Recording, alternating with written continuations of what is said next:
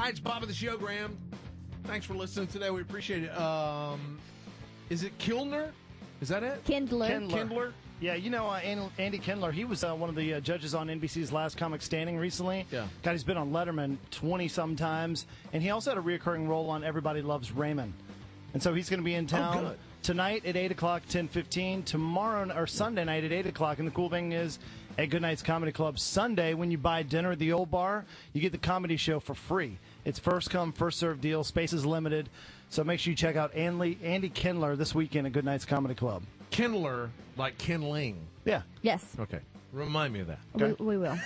He's going to be in the studio here in about 15 minutes or so. In the meantime, Elliot, you're up. Come on, brother. Here we go. A radio. And I'm sure you never get this. Never get this one. Elliot. Never thought about that. E.T., right? Yeah.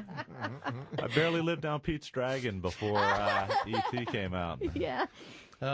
Dude, there's two that's very funny. Well, neat. Yeah. You met Steve Perry from Journey. On a plane. You know, his daughter used to, I don't know if she still does, but several years back, she called us from Fayetteville. She probably lives there because when we got on the plane, he was talking. He said, "I love you," and he's coming out to meet somebody out here. So yeah, so it's probably his so daughter. you were eavesdropping on his conversation, is what you're saying? No, like I was leaving out of Los Angeles. I was coming back through Burbank, and it's like 6 in the morning because you have to leave like extra early to get anywhere east. And this guy comes in, and man, he looks a spot on match as he did in the 70s and 80s. And I'm looking, and I'm talking to one of my friends on the East Coast who works at a radio station in Pittsburgh, and I was like, "Oh my God, that's Steve Perry from Journey. It's got to be him." And I'm looking, and I'm going, "Nah, I'm hallucinating." But I said, "You know what? I'm just going to be a douche. I'm going to go up and say, 'Hey, are you Steve Perry from Journey?'" And so I went up. I said, "Hey, look, I'm not a psycho. I'm not trying to bother you or anything, but you're Steve Perry, right?" Loving, touching, squeezing mean anything to you? And he was. I mean, he was totally cool. Yeah. If you've ever seen like the behind the music where all the other bandmates like throw him under the bus, yeah, he was a nice guy. I mean, he was. So anyway, I told him what I did, and he got a little interested. He was really nice, and so we ended up sitting together on the plane. Since I travel a lot for business, I usually am in the business class, and he was too, and so it just kind of worked out. Yeah. Very cool. So what is it? We talked to his daughter, and we said, "What does your dad do now?" And apparently, he's just got investments, and he writes. He does songs. the Budweiser stuff, right? Yeah. I don't know. I can't American remember Hero? about that. He had done that movie Monster. Yeah. What was the Charlize Theron? Thank you. You're welcome. Was in it, and he met like with the director, and she wanted to bring him in, and he was kind of resistant, but then she started like saying, "You should do some stuff." So he's actually, what he says, recording some things, but he hasn't released anything. Yeah, but he's got the best voice. He does. Yeah, Like yeah. I know that the Asian guy that's doing Journey now sounds like him. Yeah. But it's just not the same. No, it's like it's not. I don't know. Like when you have these people and you're so excited because you're going to go see them, and then you find out that one of them's not there anymore. It's like going to see Bon Jovi without Bon Jovi. Yeah. You know. Yeah. I'm sure he had to make some money recently because, Glee used the Journey Yeah, I'm catalog. sure that those guys are getting paid off the royalties. Oh, forever, absolutely. Oh, they have to. Yeah. So your cousin invented the Egg McMuffin?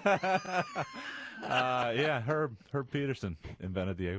Because we were making fun of that earlier. Mike said, so we got a guy whose cousin invented the Egg McMuffin. And he goes, "Here, I got an idea. Why don't we take an egg And put it on an English muffin. And we'll call it an Egg McMuffin." Did he work for McDonald's at the time? He owned 3 of them out in Santa Barbara. Yeah.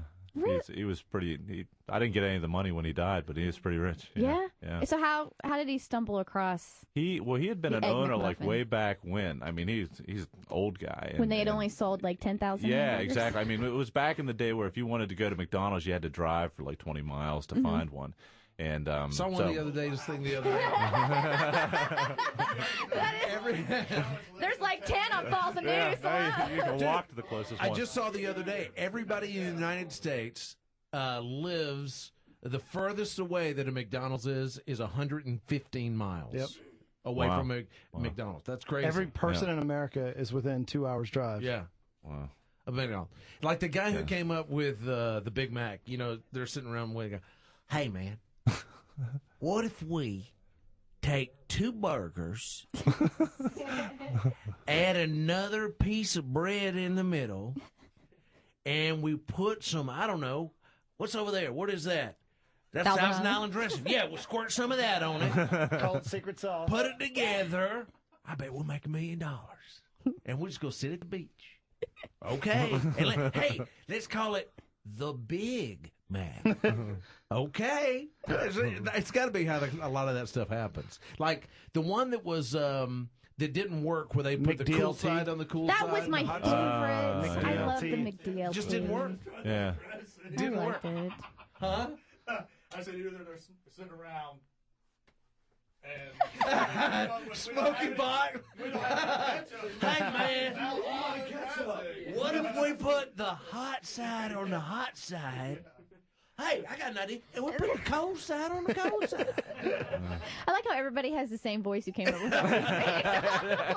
He's got one imitation. That's it. That's the voice. How did he come up with? I don't even know the story because when I was like 4, so my dad was closest to him, and I'd met him like one time, so it's really not like we're hanging out at the family reunions or anything like that. But my dad used to see him pretty regularly. And by the way, according to Wikipedia, just to give you a quick update about Steve Perry, since you care. Yeah. Steve Perry has recently rekindled a childhood interest in cattle and dairy farming and currently has an interest in a small bovine insemination business in Central Valley. He was from Fresno, and so that's, if you've ever been out to California, Fresno. Is that big cow country? Oh, yeah. It's just, there's nothing there but just like pastures and openness. Yeah. A lot of cows. The happy cows. Don't you know that TV commercial from California? The happiest cheese comes from what you said, right? Oh, dairy. Oh, got it. All right. That was funny. Thank you. Is that a surprise to you?